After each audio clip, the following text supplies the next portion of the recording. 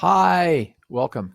Thanks for joining us tonight. I'm really pleased for some of the uh, positive comments I've gotten on Facebook and a few on YouTube from those of you who've been listening to this series. And I have some really interesting things I hope for you tonight.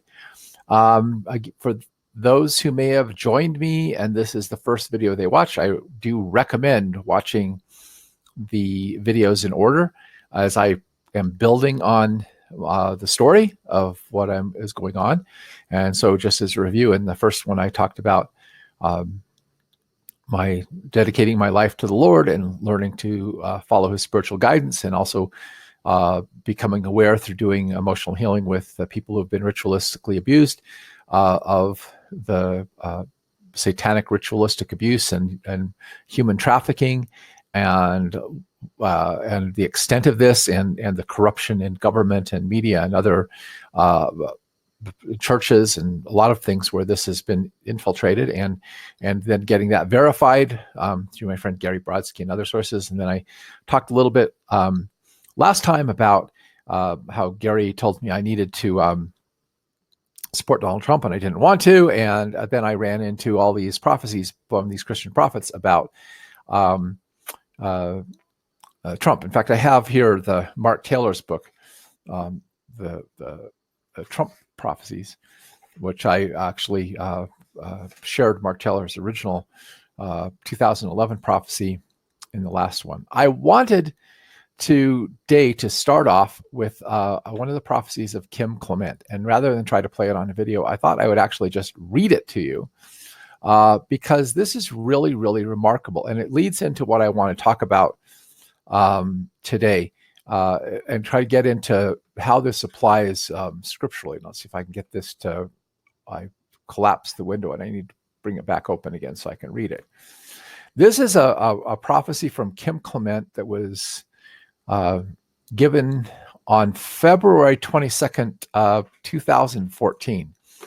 And considering recent events, this is really, really amazing. He says, the Spirit of God says, my people have cried. My people have cried out for an answer. And this is what I have to say, says the Spirit of life. A veil has been placed over this nation, and I did it. I did it so that for a season my people would wonder and faith would increase. For in darkness faith grows. In despair faith grows. I did it. But now my fury has ended. Hear me, for I have found a man after my own heart. I have found a man after my own heart, and he is amongst you. He is one of the brothers, but singled out for presidency of the United States of America. But hear the transcription of God upon the heart of his prophet. How the gold has become dim, the stones of the sanctuary are scattered at the head of every street. The precious sons of Zion, valuable as fine gold, are now regarded as clay pots. And those who ate delicacies are desolate in the streets. And those who are brought up in royal scarlet now embrace ashes. Is this what I wanted? My people were brighter than snow, whiter than milk. They were like the sapphire in their appearance, and now they are stricken for lack of fruits of the field.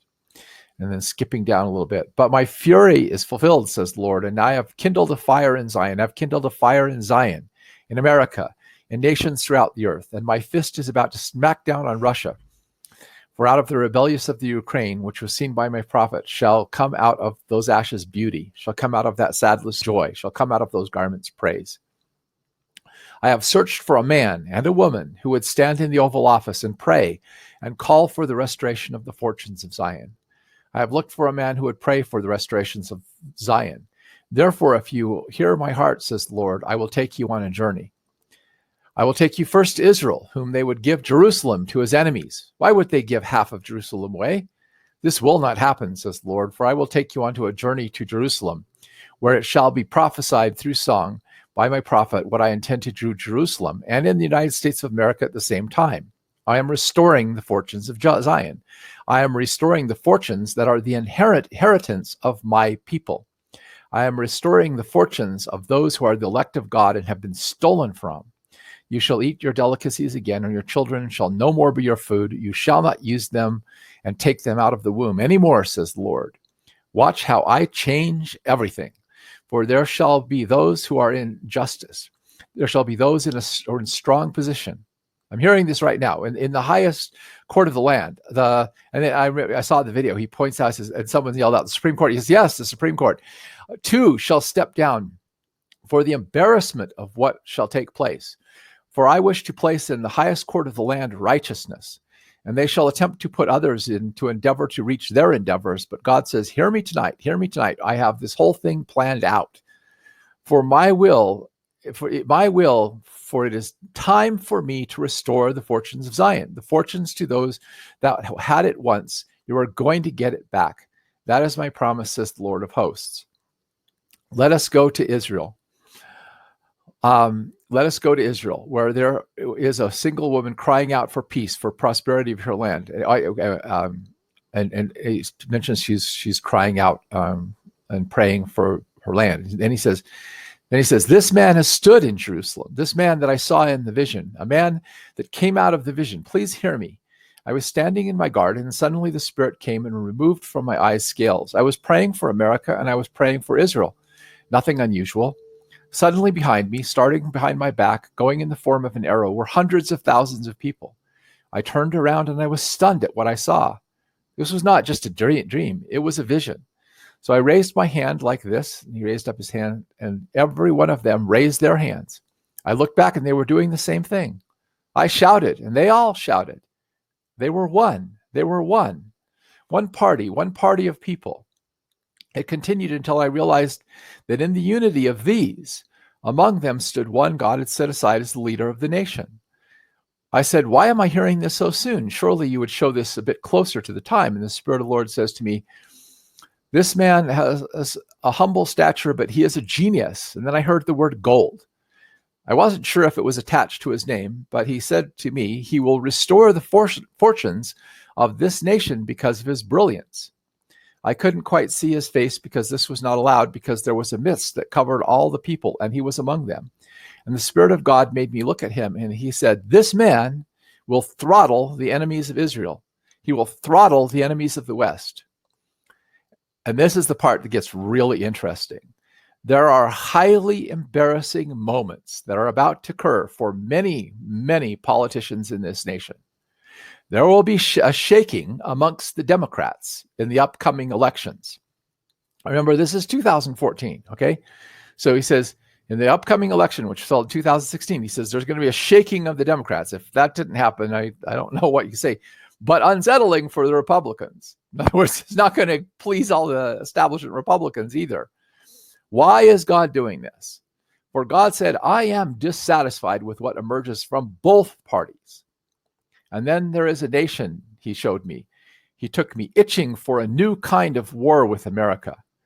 They will shout, impeach, impeach, they will say. And again, I mean, this is amazing. 2014. And what have we heard? Impeach, impeach. They say, but nay, this nation shall come very subtly, but he will not come in the time of President Obama. They shall come when this new one arises. My David, who I set aside for this nation, a man of prayer, a man of choice words, not a man who is verbose, who speaks verbosely or says too much. They will say, this man is not speaking enough, God says. I have set him aside. Now, this may not be Trump himself. This may be actually someone close to him. They will shout, impeach, impeach, but this will not happen. And then God says, highly embarrassing moments when another Snowden arises and people will become very afraid.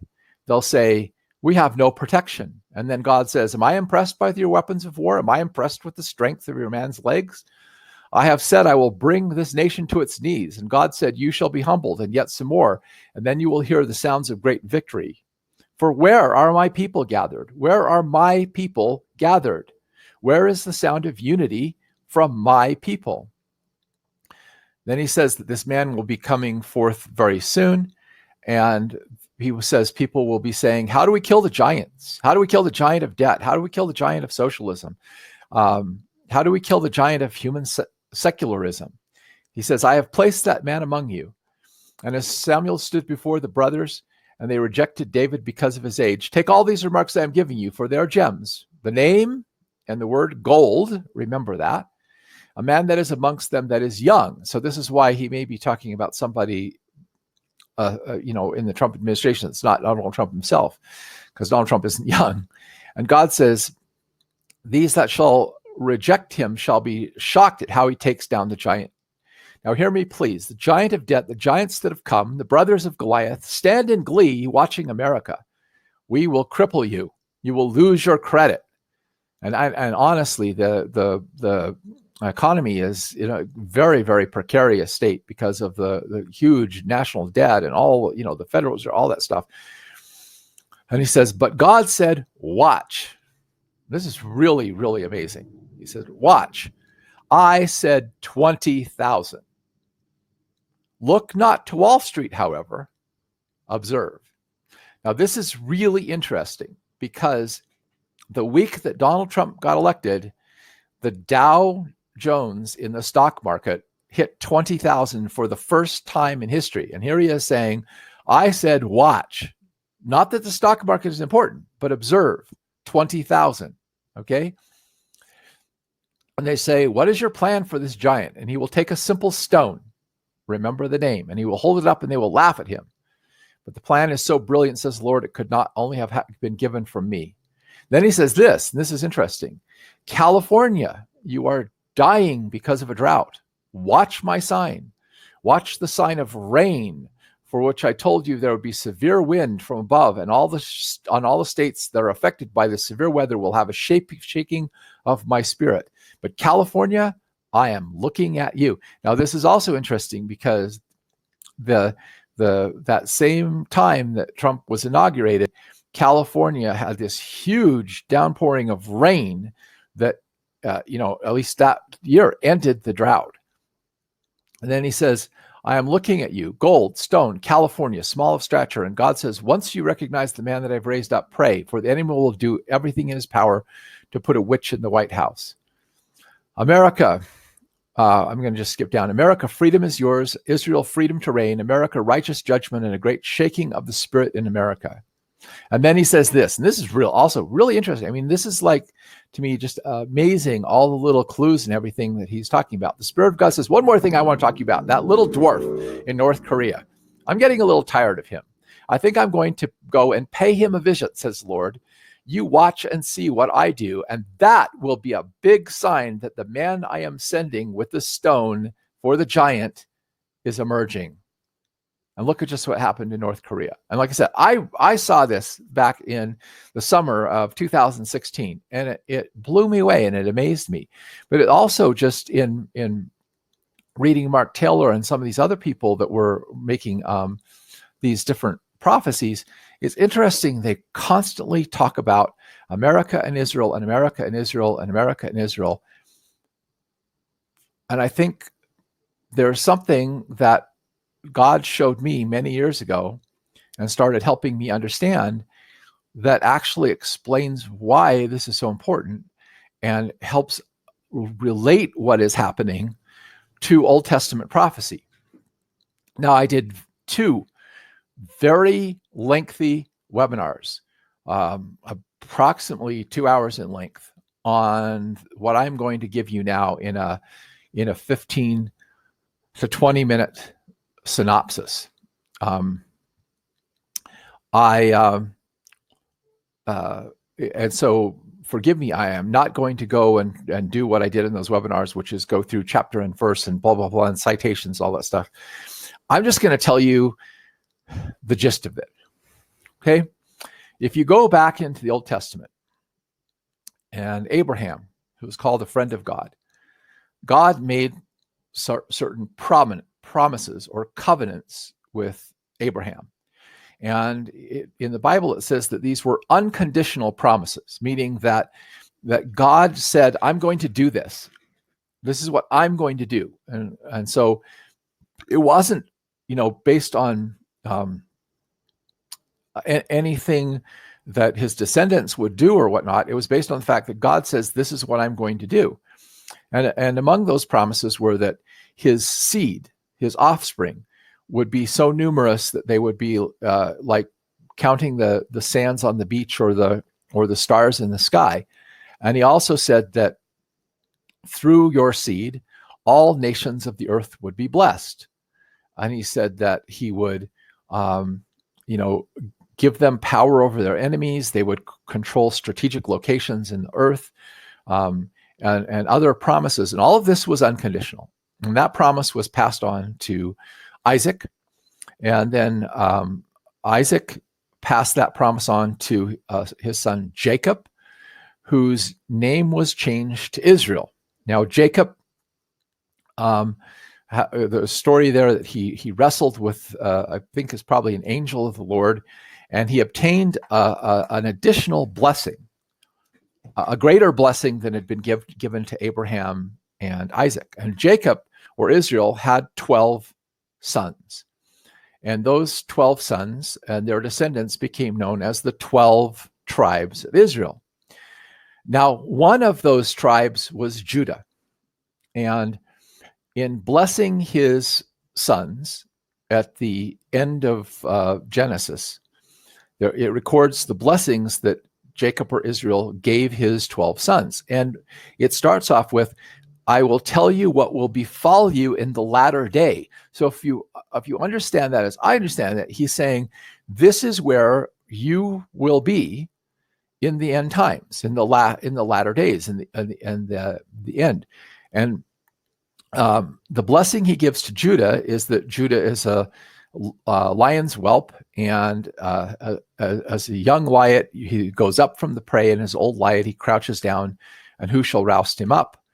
And that from Judah would come the line of kings. It says the scepter shall not depart from Judah till Shiloh comes, a reference to the Messiah.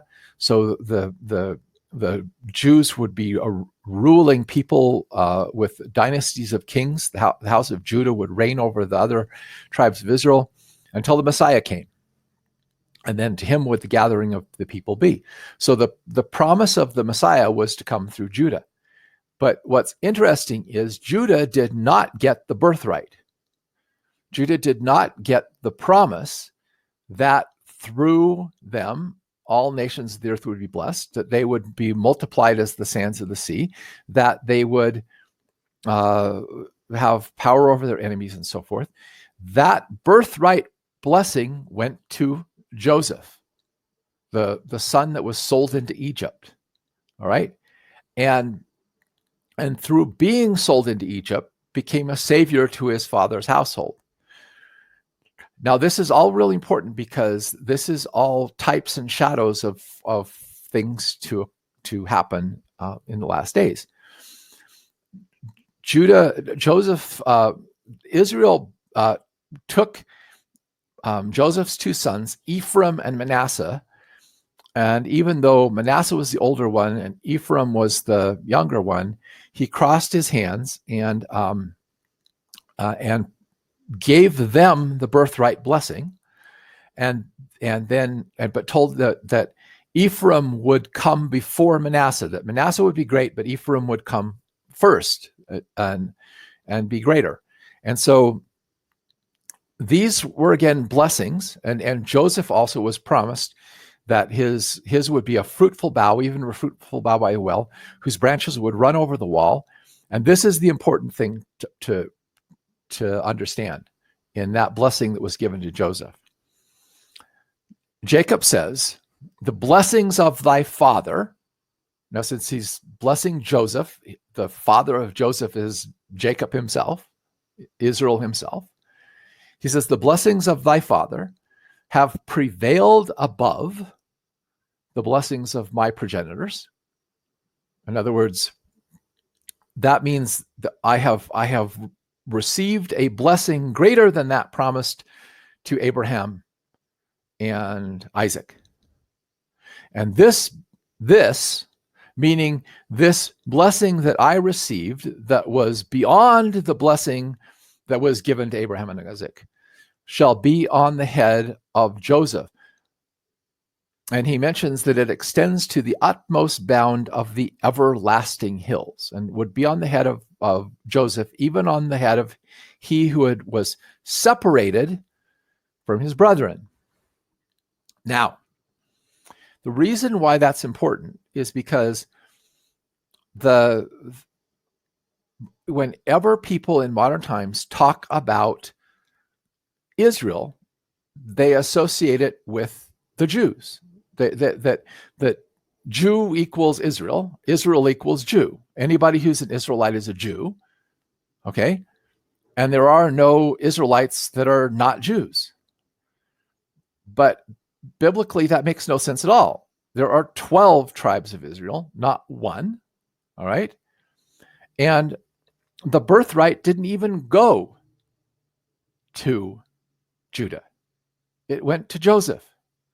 So therefore, if God is true to his word, if he means what he says, then the descendants of Joseph must have been multiplied into millions and millions of people, like the stars of heaven or the sands of the sea. They must be very powerful people in the world, having a great deal of influence and power over the world, and they must be destined to be used as an instrument in the hands of God for blessing all of the nations of the earth. Otherwise, those promises weren't fulfilled, and God was a liar. Now, this is where I have a problem with people who want to argue with me and tell me that this is wrong, because this is not me speaking. This is this is right there in the Bible, okay? And here's where I go. Like I say, I go into great detail on this in my other videos. So if you want to learn more about this, you can go see my other videos. But so you'll understand this a little bit better.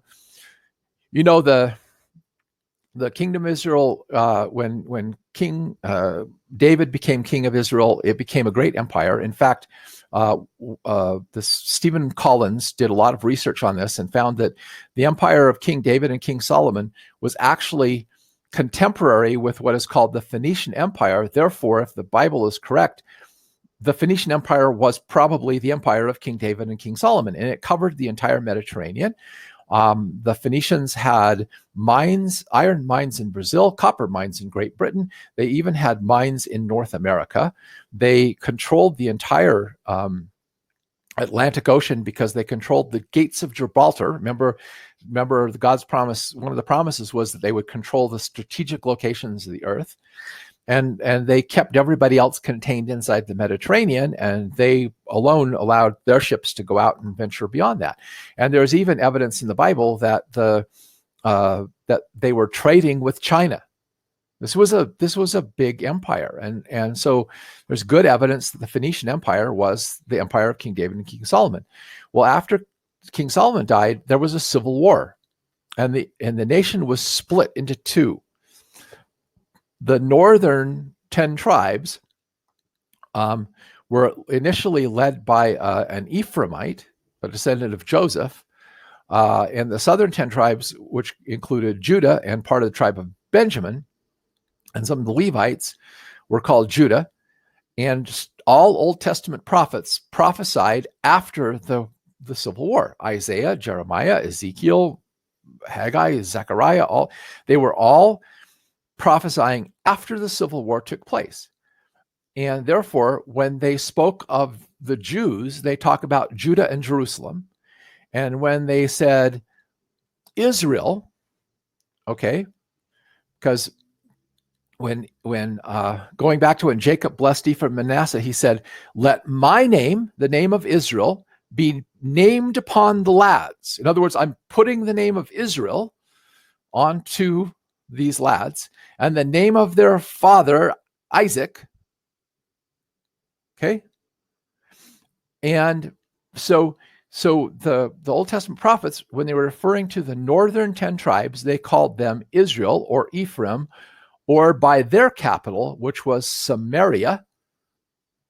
And so you think that when they were prophesying about Israel, they weren't prophesying about the Jews, because they all knew that Judah was one half of the kingdom, and Ephraim or Israel or Samaria was the other half of the kingdom. You get it? And so one of the things that's really missed in Old Testament prophecy is this idea that because people think that Israel equals Jew and that there are no other Israelites except Jews, therefore, okay, all prophecies about Israel have to be pertaining to the Jews. But as I said, over and over again, you'll see Isaiah, Ezekiel, all these, they'll talk about Judah and Ephraim, Samaria and Jerusalem. They talk about them as two different groups of people. So, of course, the northern kingdom eventually fell. The remnants of it were taken captive into Assyria, but as Stephen Collins and another Jewish scholar uncovered, and I have both their books, they by the way, did this research independent of one another and found the same stuff, and then wound up collaborating it. So a Jew and a Christian basically researched the same topic, came up to the same conclusions, and found the same information. What happened is most of the Israelites, seeing the decline of their kingdom, it was becoming corrupt, they fled. And where did they flee? They fled to all the colonies they had all over the Mediterranean and also in Great Britain and so forth. So the northern kingdom had already started to disperse, even prior to the time the Assyrians came and took them captive. And then when they were let go and they went away, Stephen Collins basically points out that there was a great empire called the Parthian Empire that you never hear about, that was the rival of Rome. They were an equal superpower to Rome in the time of Christ, the Parthian Empire. You never hear about them in history books. It's very clear that they were Israelite people, and Josephus, they lived, their territory was east of the Euphrates River. And was it Josephus, the historian, Jewish historian, says that the 10 tribes are with us today. They live east of the Euphrates, which would have identified them as the Parthian Empire.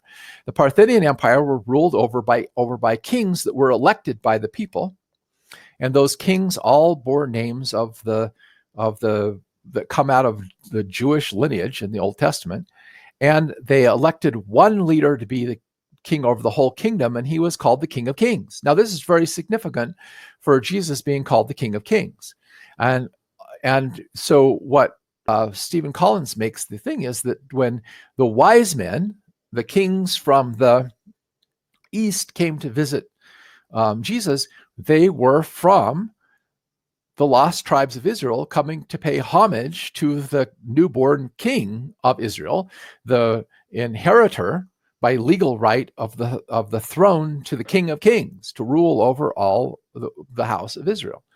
And Jesus also said, told his disciples to go to the lost sheep of the house of Israel, which basically were scattered all over Europe. Now, if you again go back in the Old Testament, there's this idea in the Old Testament that because the northern kingdom sinned, that God divorced them. They were his people. He was married to them. He took them under his wing and his protection. They sinned against him, so he let them go, basically divorced them. But there were also these prophecies saying, but I will woo them. I will woo Israel. I will woo this divorced bride back to me with a new covenant.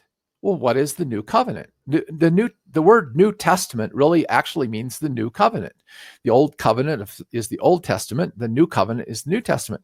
I will woo them to me with the new covenant. Well, who converted to Christianity?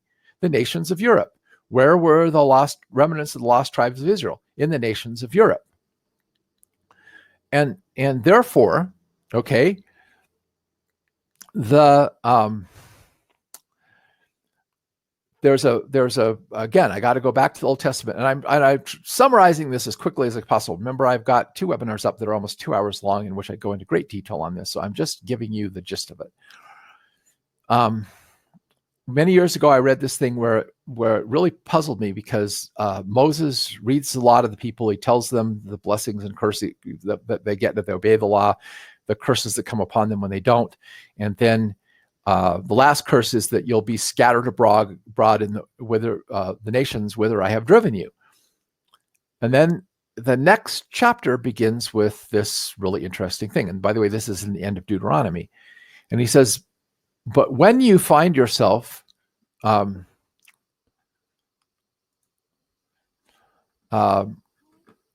just said that my recording has stopped. What is it doing?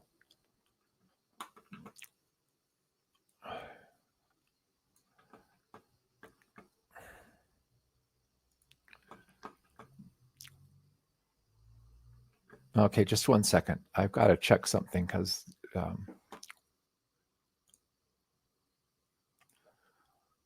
says I'm out of disk space, and I just wondering what just happened because I freed up a whole bunch of disk space. All right. Okay, let's come back. I'm not going to worry too much about that message. But anyway, hopefully this is all getting recorded to YouTube, so it doesn't matter. So anyway, what it says is that when you find yourself scattered among the nations and you read again the words of this covenant, which I have given, and you turn your heart back to the Lord, he will gather you and bring you into your own land and basically make you a free people again. So if you look at this, okay, in the Protestant Reformation, King James made the Bible available to the masses with a translation. People started reading the Bible. They said, wait a minute, the church and the governmental institutions we live under don't match what's in this book. And we want the blessings promised to people in this book. So they wanted to try to live more in harmony with what they read. And that was the whole Protestant Reformation.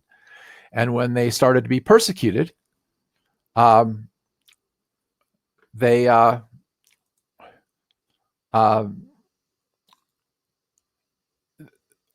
just 1 second. I'm still getting some message that I'm like having a problem with. Just a second.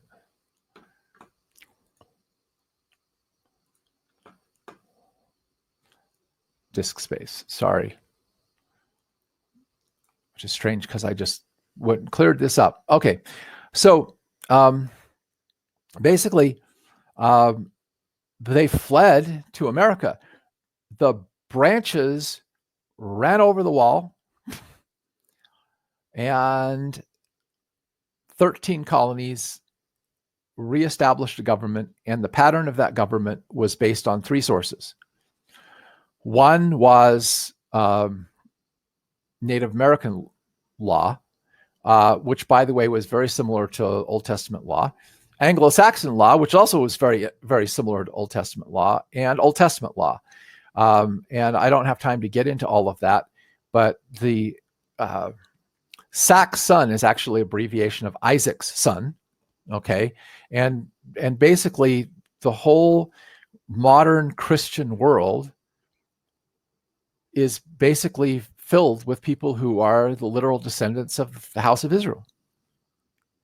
People who are from Ephraim and Manasseh and all the different tribes of Israel, who are all have come together. So when it talks about America and Israel and restoring that, when Kim is talking about America and Israel and restoring the fortunes of Zion and all these things, it is because it is fulfillment of the promises that God made to the house of Israel, because the reason is that America, as the modern home of the people who have been, the major home of the people who've been wooed back to God with the new covenant, the Israelites have been wooed back to God with the new covenant, whose mission is, whose God-given mission is to bless the entire world, to basically go forth and preach the gospel and bless the entire world and make this great thing happen. That's why this is such a message of hope.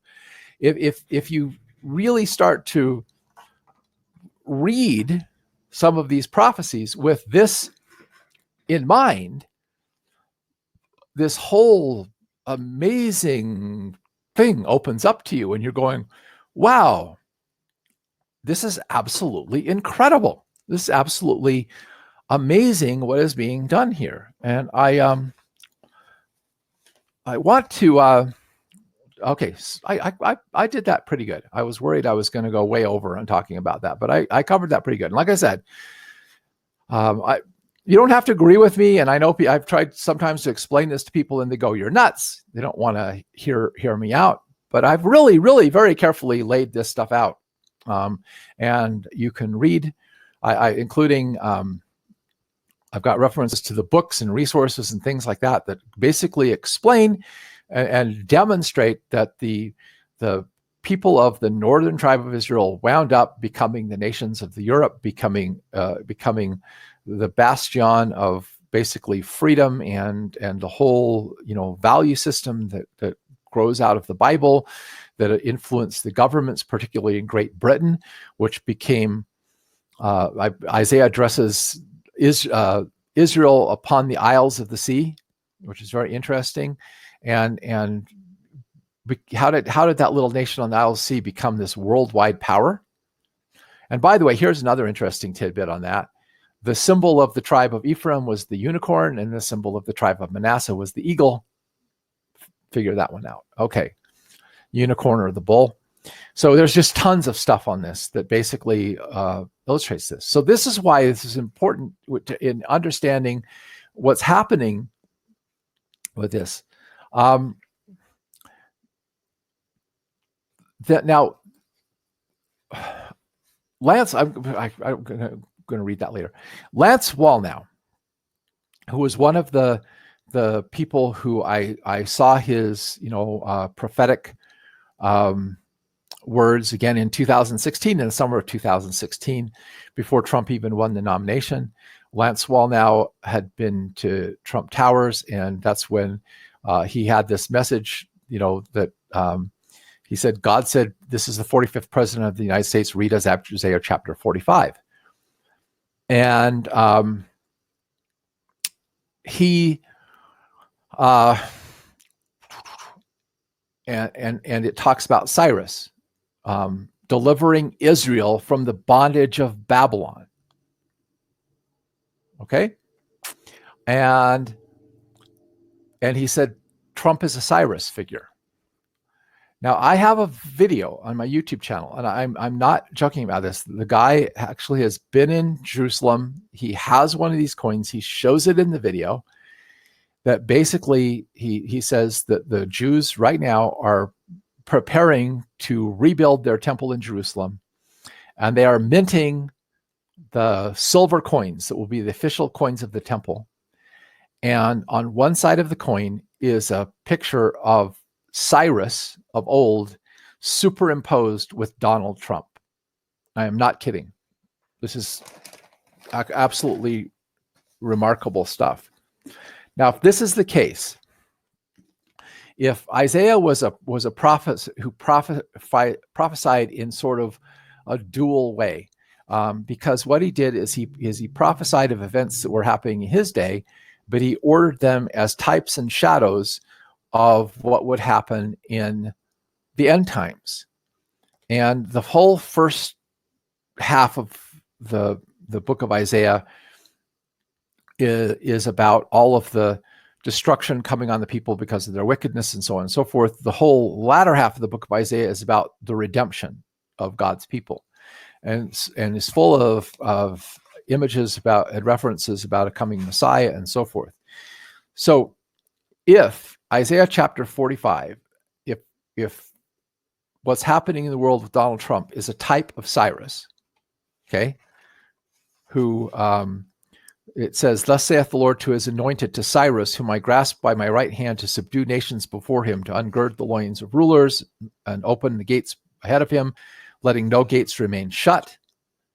I will go before you and level all obstacles. I will break in pieces iron brazen doors and cut through iron bars, and I will give you hidden treasures and secret hoards of wealth, that you may know that it is I, the Lord, the God of Israel, who calls you by name. Now, if that's the case, I was reading over a couple of chapters, and this hit me. And this hit me because this is also, I think, we are in the time when this is going to be fulfilled again as what happened in earlier times, as a type and shadow of what is happening now. And this is Isaiah chapter 47. I want to read it to you. Get down and sit in the dust, O virgin daughter of Babylon. Squat on the ground, dethroned, O daughter of the Chaldeans. You shall no more be spoken of as refined and delicate. Take 2 grindstones and grind flour. Unveil, disrobe, bare your legs, and wade through streams. Your nakedness will be exposed, and your shame uncovered. I will take vengeance and not be entreated of men, says the Redeemer, the Holy One of Israel, whose name is Lord of Hosts. Sit speechless, retire into obscurity, O daughter of the Chaldeans.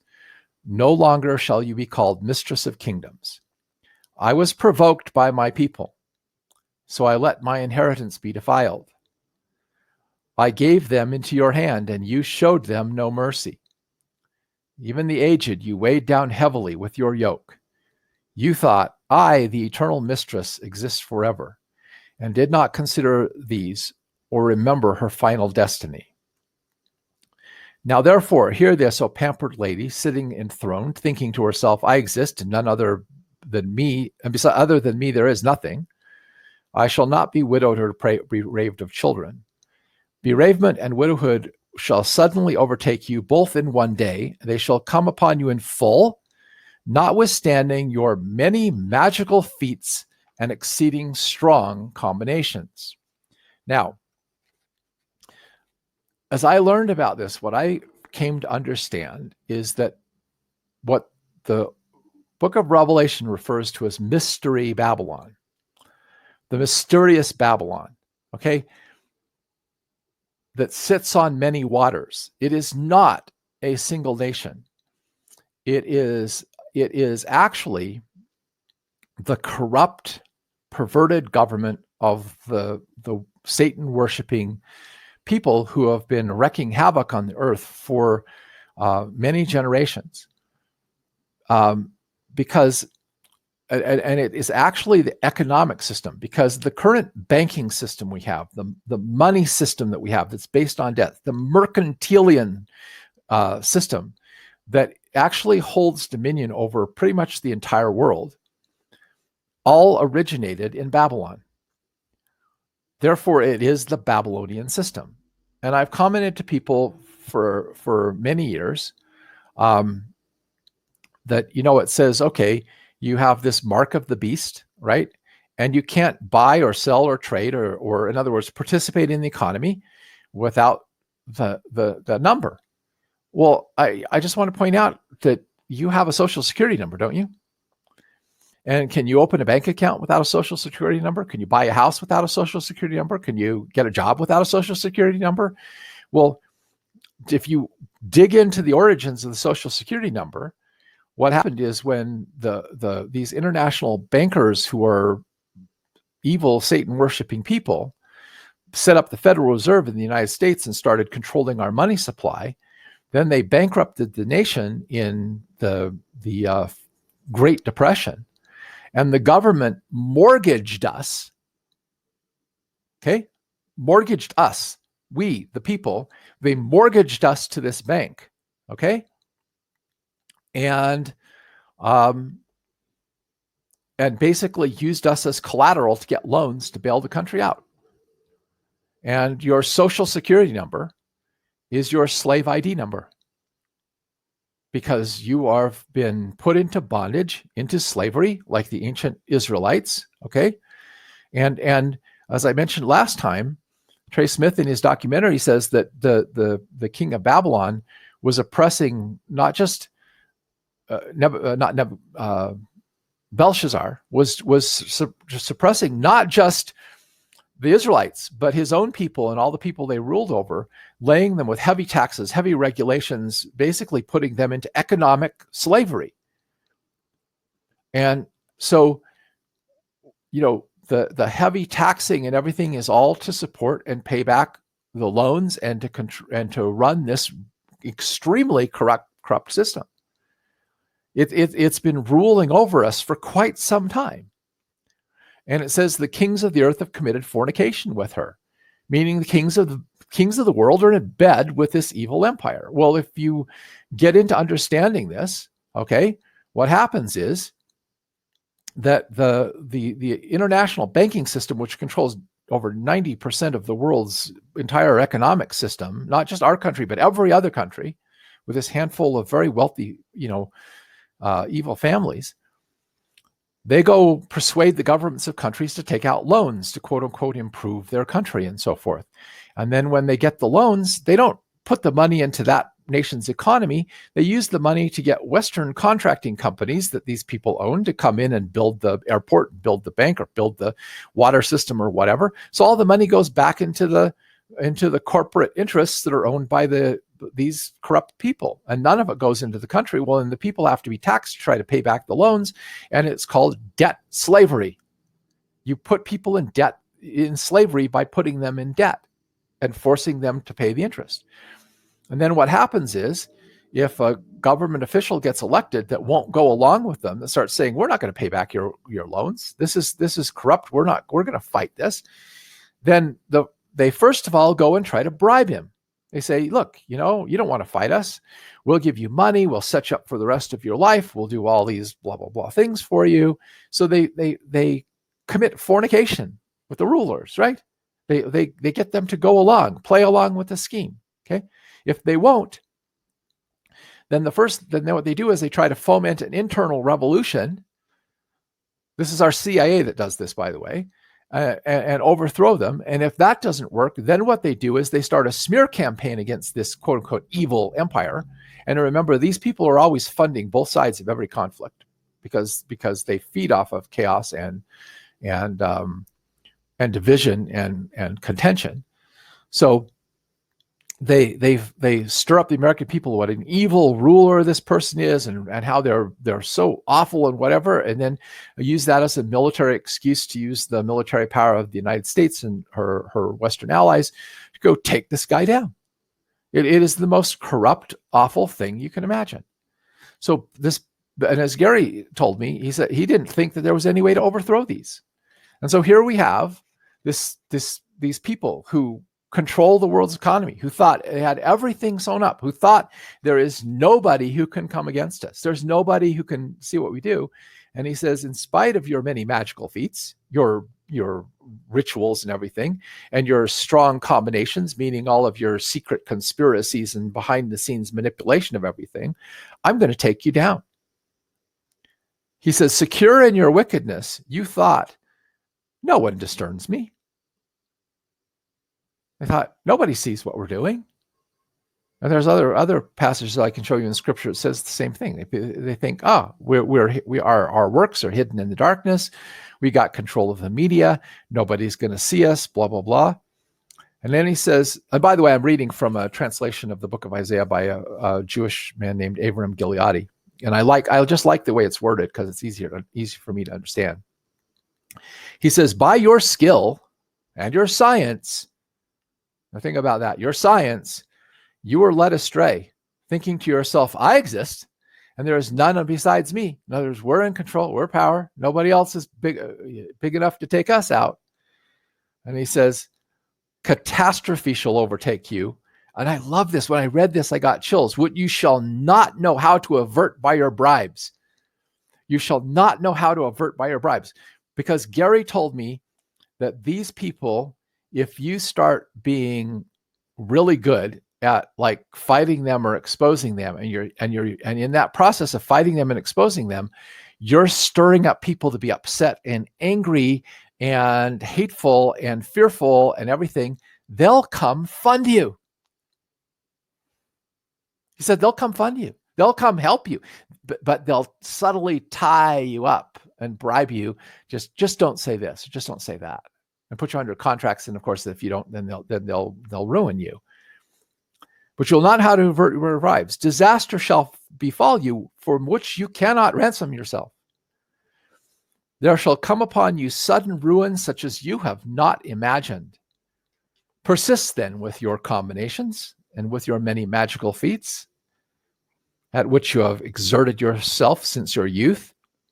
It may still be of use to you. I always, I found in my dealings with God, he has a sense of humor. It may still be of use to you.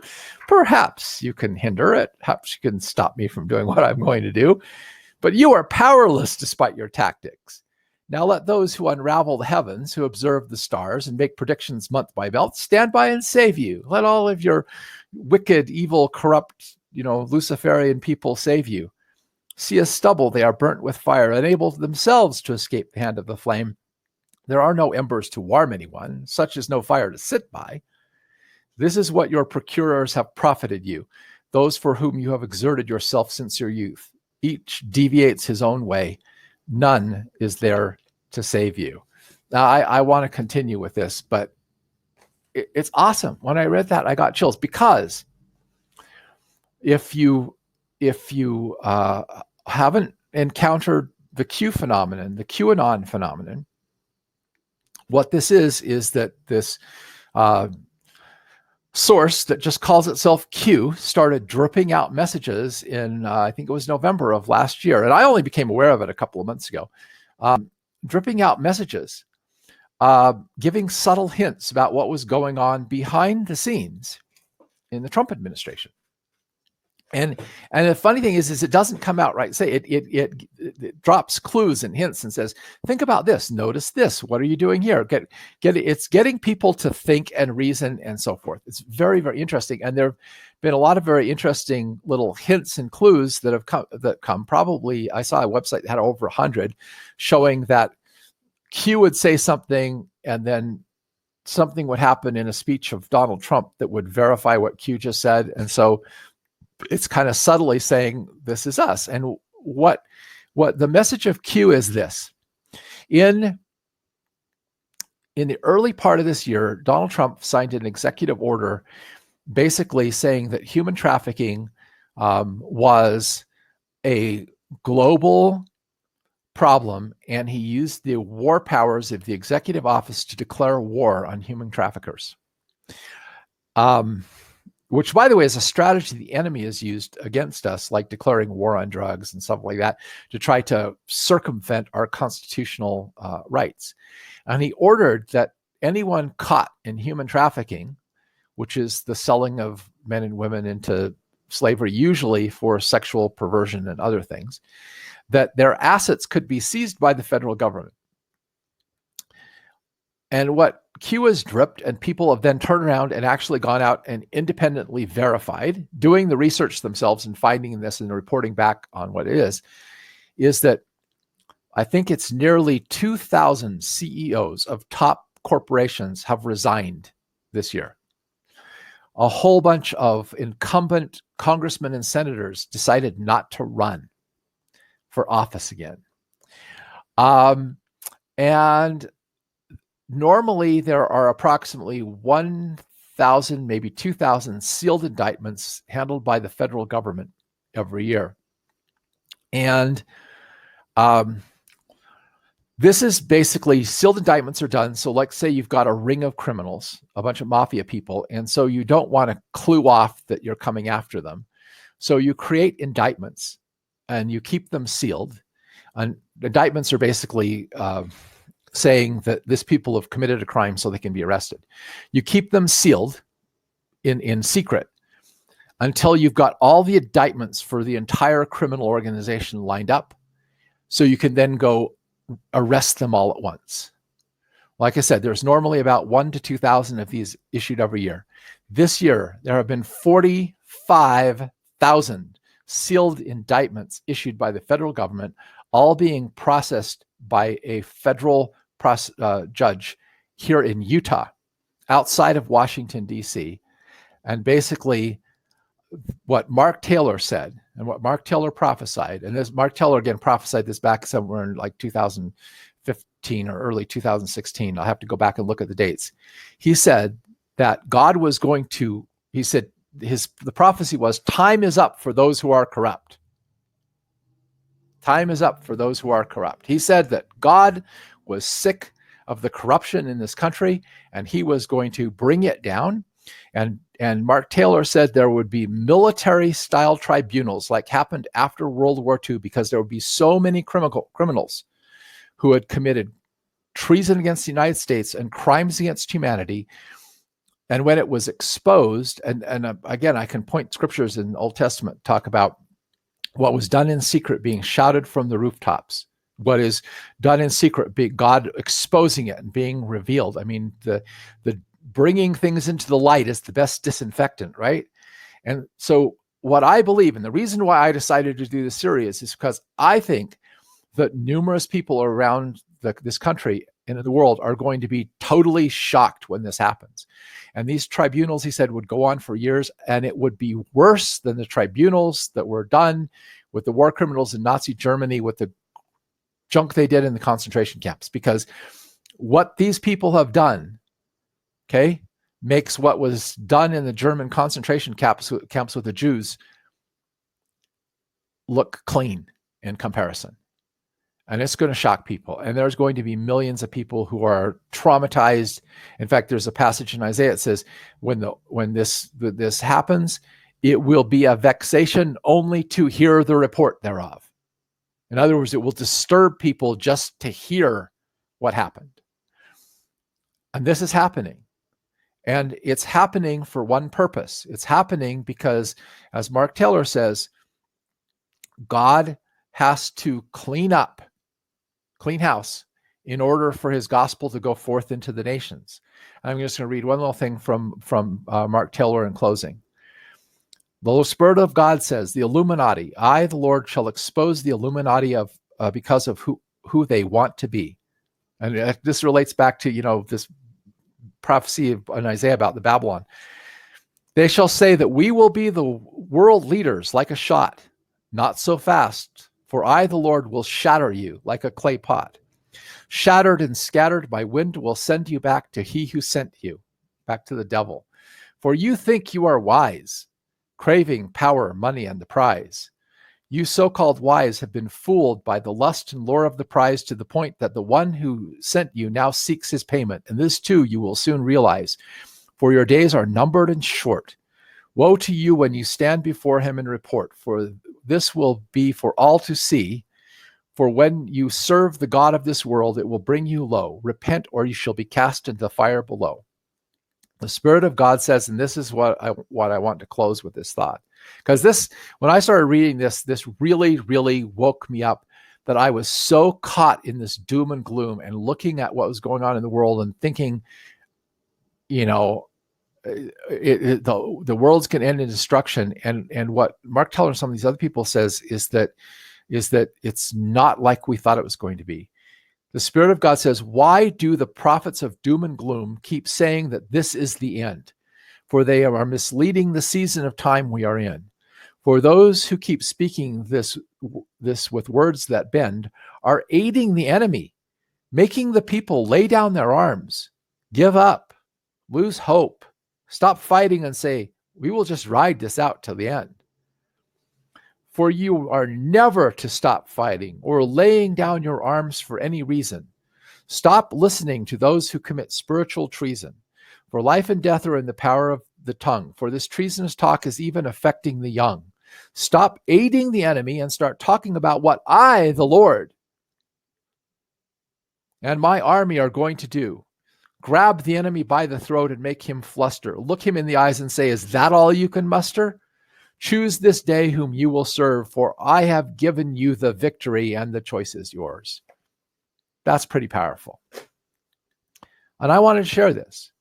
Like I said, I have plenty of friends who think that Trump is completely corrupt and evil, but based on what I'm seeing going on behind the scenes and knowing that Trump is holding, prayer meetings, the Bible study in the Oval Office and calling in ministers, and that he's going after the pedophiles and the child traffickers and the other people, and that there's all these prophecies. And like I said, if you really go back and you start reading Old Testament prophecies and you realize Israel, when it's talking about Israel, it was talking about the Jews. It identifies them as Judah and Jerusalem. But when it's talking about Israel, it is prophesying about the remnants of the northern 10 tribes that are promised in there. And maybe I'll get into one of the other future things about those promises, that God would woo them with a new covenant. He says, and I'll pour out my Spirit on all flesh, and your young men shall dream dreams, and your old men shall see visions. Like I said last time, Jesus said, all these troubles, and the end is not yet, for this gospel of the kingdom must be preached in all the world as a witness, and then shall the end come. Before the end, there will be this great spiritual awakening as God goes forth one last time, pours out his Spirit on all flesh, shows forth his power through redemption of mankind and allows people to make a final choice. Okay? Which side they're going to be on. So what I want to leave you with is, which side are you going to be on? You're going to be on the side of those who are seeking the destruction of the world, or are you going to be on the side of the Lord who wants to save the world? And we need to pray for righteousness to prevail. We need to pray for the evil to be exposed. And so I end this with the thing that Mark Tayer says. I pray, Father, that the enemy's radar will be scrambled, that they will not take down this video or interfere this message from going forth to those who need to hear it. I pray that this message will touch the hearts of those who need to hear it, that people will begin to wake up and start realize what is happening in this country, and will aid with their prayers and their faith that the evil may be overthrown that has been ruling over us for so long, that Babylon can fall, so that your gospel and your message of love and hope and deliverance and salvation, your good news, not bad news, not evil news, but good news, can go forth to the world and bring joy and happiness and redemption into the hearts of the people. And this I pray in the name of Jesus Christ. Amen.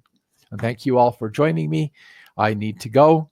But again, appreciate you being part of on the webinar. And this hopefully is all recorded and everything went well.